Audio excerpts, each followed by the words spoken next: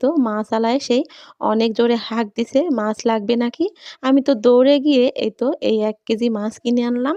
এগুলো হচ্ছে রুই মাছ, আমরা বলি লছি মাছ। এই লছি মাছগুলা খেতে কিন্তু ভালোই লাগে।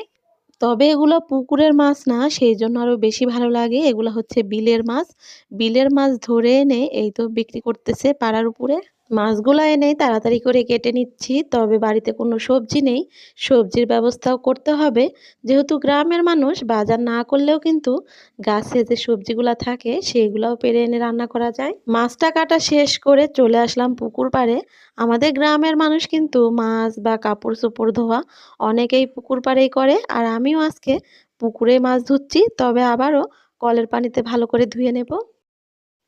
এদিকে আমি পুকুরে মাছ ধুচ্ছি আর এই তো দেখুন আমার বোন ও বোনের ছেলে বড়শি দিয়ে মাছ ধরতেছে।